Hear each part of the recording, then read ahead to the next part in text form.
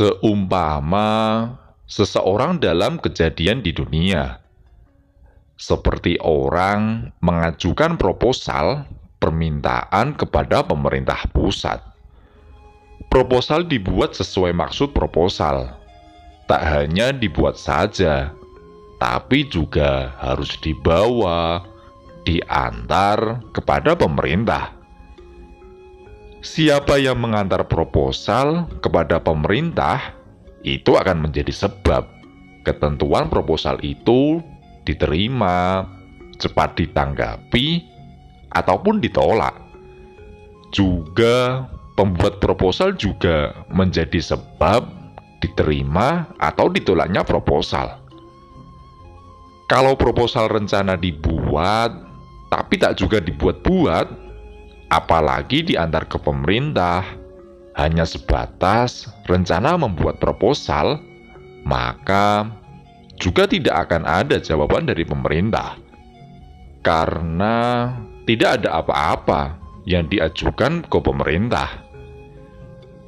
Ini perumpamaan kita mengajukan doa, permintaan kepada Allah secara syariat. Artinya, harus ada syariatnya. Dalam syariatnya, jika doa kita ingin diijabah oleh Allah, jika tidak melewati para orang yang menjadi kekasih Allah, maka harus suatu proposal doa kita buat. Kita sendiri harus ada yang menyampaikan kepada Allah, yaitu malaikat yang keluar dari doa kita. Malaikat itu yang akan terbang ke langit menghadap Allah. Jika ruhani masih kotor, penuh sifat-sifat tercela, maka doa kita akan tertahan. Malaikat-malaikat itu tidak akan sampai pada Allah, karena sifat-sifat tercela kita sendiri menutup pintu-pintu langit. Seorang guru itu mengajarkan untuk menghapus sifat tercela dari ruhani kita agar kita, doa kita, ibadah kita diterima oleh Allah. Selama ruhani kita ada sifat tercelanya, selama itu juga segala doa dan ibadah kita tidak sampai kepada Allah. Jadi, belum dibilang ditolak. Wong diterima saja belum. Ditolak itu kan kalau sudah sampai. Lah sampai saja belum. Kiai mengajarkan zikir dengan metode, dengan cara, itu bukan untuk gagah-gagahan atau untuk mengagungkan Allah. Kita belum sampai pada derajat keagungan. Masih derajat orang yang berusaha membersihkan diri dari sifat tercela. Masih memberi pengajaran pada ego agar tidak merasa sebagai Tuhan. Merasa selalu ingin dilayani, marah kalau tidak dituruti kehendaknya. Merasa lebih mulia dari orang lain. Ego itu kita datar, kita ajak mengakui bahwa Allah lah yang agung, yang maha segala maha, bukan kita. Jadi, kita bawa ego kita untuk mengakui keagungan Allah lewat mengulang-ulang zikir, agar tertanam di dalam ruhani rasa pengakuan bahwa Allah lah yang maha segala-galanya, bukan kita yang maha segalanya. Pengakuan kepada Allah lah tempat bersandar dan bertawakal. Bisa ego mau bersandar dan bertawakal itu setelah ego mengakui bahwa Allah maha segalanya. Ego tak akan bersandar pada Allah kalau ego masih merasa punya daya dan upaya, bisa dan kuasa melakukan sesuatu. Ketika ego mau mengakui hanya Allah lah yang maha segalanya dan yang bisa punya daya dan upaya, ego mengakui keperkasaan Allah, maka ego baru akan timbul rasa ingin bertawakal kepada Allah. Setelah ego bertawakal kepada Allah, maka Allah akan mengurus segala urusan hamba. Waman yatawakkal 'ala Allah fahuwa hasbuh. Siapa yang bertawakal pada Allah, maka Allah lah yang akan mengurusi segala permasalahannya. Ketika permasalahan kita soal membersihkan rohani dari sifat tercela, maka Allah lantas membersihkan rohani kita dari sifat tercela. Dari rohani kita itu yang bisa ngupokoro, membersihkan dari sifat tercela hanya Allah. Maka ketika rohani kita bersih, dengan sendirinya doa dan amaliyah kita akan sampai pada Allah.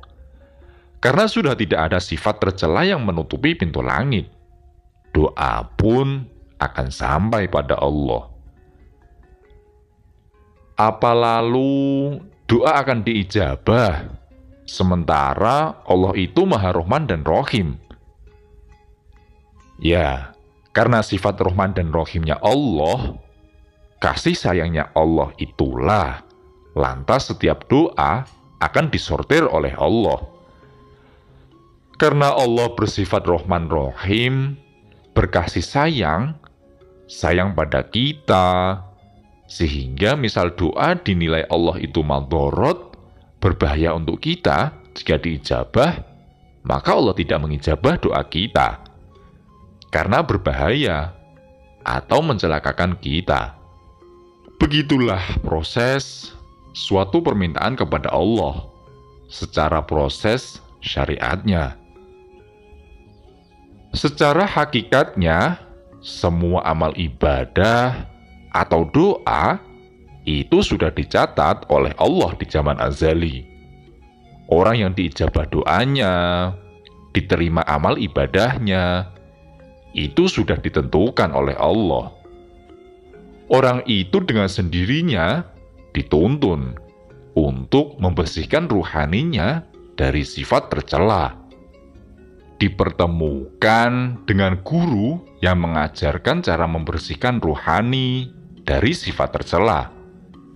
Bukan hanya dipertemukan, tapi juga menjalankan amaliyah, membersihkan ruhani dengan tekun, sampai bersih.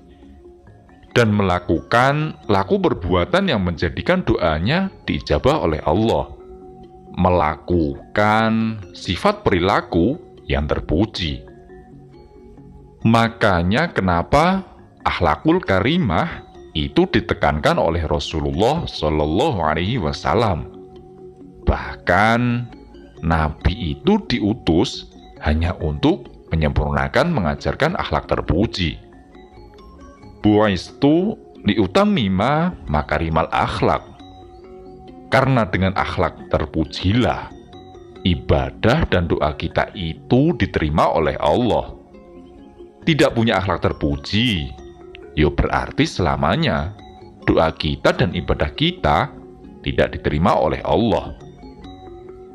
Begitulah proses syariat dan hakikatnya suatu amaliyah atau doa sampai diterima dan mendapat jawaban dari Allah. Kebanggaan pada amal ibadah atau nasab keturunan atau kedudukan di mata manusia itu menandakan kamu belum paham kalau Allah itu tidak bisa disogok dengan amal ibadah, dan kamu takut-takuti dengan bapakmu. Rumangsamu Allah jeri terhadap bapakmu, mbahmu wae dimatikan oleh Allah, apalagi cuma bapakmu. Apa saja itu tidak bisa menakut-nakuti Allah dan tidak bisa menyogok Allah. Dan amal ibadahmu itu tidak bisa membuat Allah kaya dan miskin. Allah itu yang menciptakan semua makhluk.